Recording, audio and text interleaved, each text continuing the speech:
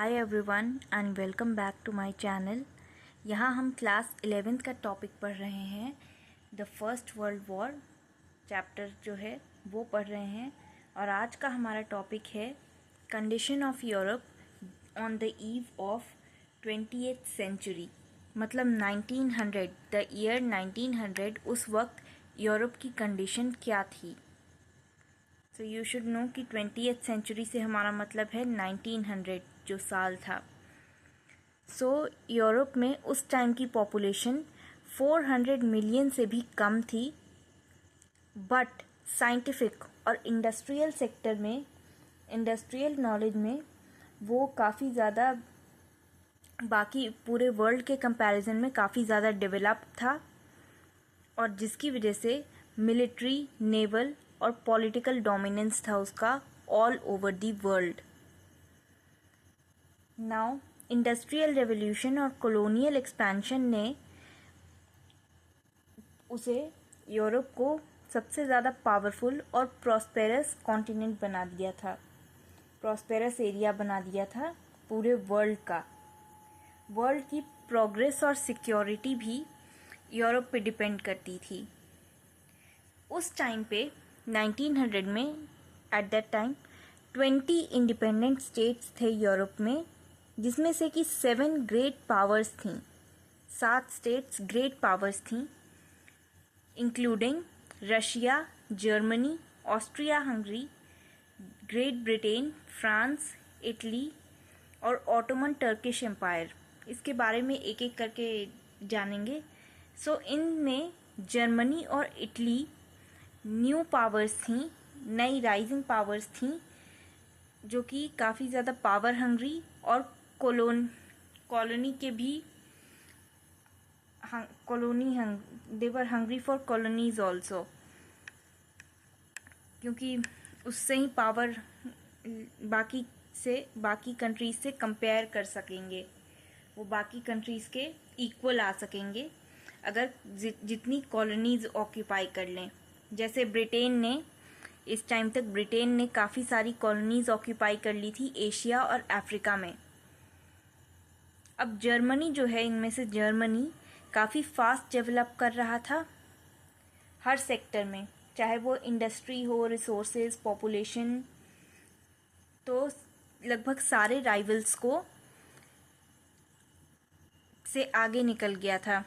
Even ऐसा कहा जाता है कि ब्रिटिश इंडस्ट्री ने जो आधी सेंचुरी में डेवलप किया, आधी सेंचुरी में जितना डेवलपमेंट हुआ ब्रिटिश एम्पायर में, वो जर्मनी में एक डेकेड में हो गया, 10 साल में ही हो गया, जो ब्रिटेन में 50 साल में हुआ।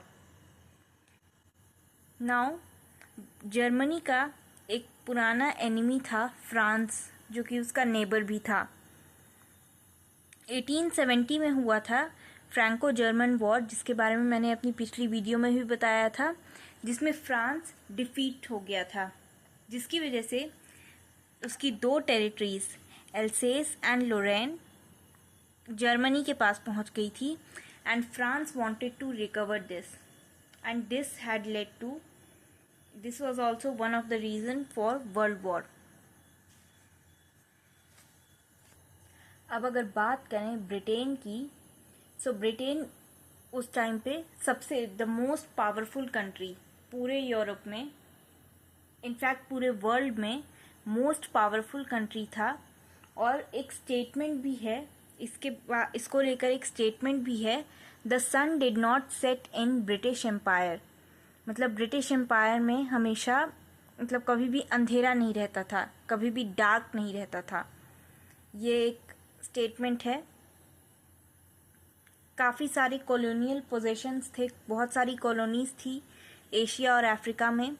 मार्केट मोनोपोली थी, साउथ अमेरिका के मार्केट में ब्रिटेन की मोनोपोली थी।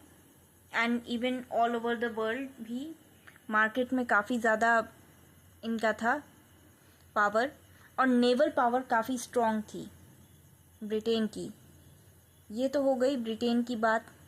अब बात करते हैं ये, एंड ऑल्सो ब्रिटेन अपने कॉलोनियल मार्केट से चीप रॉ मटेरियल ले सकता था फॉर मशीन्स, जिसकी वजह से इंडस्ट्रियल ग्रोथ काफ़ी ज़्यादा हुई इस एरिया में। नेक्स्ट है रशिया, जो कि काफ़ी लार्ज और पॉपुलस था, बट इंडस्ट्री के मामले में, इंडस्ट्रियल ग्रोथ के मामले में काफ़ी कम थी इसकी growth as compare to Germany and Britain. ये एक एग्रेरियन कंट्री थी, मतलब एग्रीकल्चर ज़्यादा होता था यहाँ, और मिलिट्री पावर काफ़ी पुअर थी, but still it was one of the great powers. 1904 and 5 में जापान से रशिया डिफीट हो गया था, और वहाँ की सज़ारिस्ट गवर्नमेंट को काफ़ी ज़्यादा इंटरनल ट्रबल्स और रेवोल्यूशंस का सामना करना पड़ा। नेक्स्ट अगली कंट्री है ऑस्ट्रिया हंगरी। अब ये 2 कंट्रीज़ थी जिनकी सेपरेट गवर्नमेंट थी, लेकिन इसे चलाते थे, इसे रूल करते थे एक एम्परर हैब्सबर्ग डायनेस्टी। इनकी एक कॉमन आर्मी थी, कॉमन इकोनॉमी थी और कॉमन फॉरेन पॉलिसी थी। अब यहाँ क्या आ गया, यहाँ क्या प्रॉब्लम आई कि काफ़ी सिक कंट्री बन गई ये, बिकॉज एक डेंजर ऑफ डिसोल्यूशन। सो इसके कुछ छोटे छोटे माइनॉरिटी नेशंस जो थे, स्लैब्स और क्रोट्स जैसे माइनॉरिटी नेशंस, ऑस्ट्रिया का पार्ट नहीं रहना चाहते थे, इसका पार्ट नहीं रहना चाहते थे। प्लस फॉरेन पॉलिसी में भी काफ़ी ज़्यादा प्रॉब्लम्स थी। सर्बिया के साथ वॉर चल रहा था, सर्बिया के साथ वॉर चला था, रशिया के साथ प्रॉब्लम्स थी, तो काफ़ी ज़्यादा दिक्कतें आई।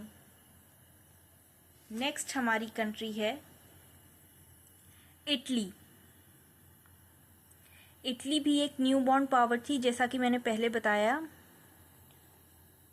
पॉलिटिकली और इकोनॉमिकली काफ़ी वीक थी, ये काफ़ी वीक थी पॉलिटिकली और इकोनॉमिकली। गवर्नमेंट इसकी काफ़ी अनस्टेबल थी, मटेरियल रिसोर्सेज काफ़ी कम थे, और इंडस्ट्रियल प्रोग्रेस भी सेटिस्फैक्ट्री नहीं था। नेक्स्ट है ऑटोमन टर्किश एम्पायर। ये यूरोपियन भी था और एशियन एम्पायर, मतलब एशिया, यूरोप और एशिया दोनों मिला करके था। इसे सिक मैन ऑफ यूरोप कहा जाता था, क्योंकि ये काफ़ी वीक था बिकॉज ऑफ इट्स रूलर सुल्तान अब्दुल हामिद, जो कि एक टायरेंट रूलर था, टायरेंट किंग था। बट प्रोग्रेसिव्स ने यंग टर्क ग्रुप बना करके उसे डिपोज कर दिया। बाद में ऑटोमन टर्किश एम्पायर ने ज्वाइन करा जर्मन अलायंस। सो आज की वीडियो में बस इतना ही। आई होप आपको समझ आया हो। अगली वीडियो में हम अगला टॉपिक पढ़ेंगे।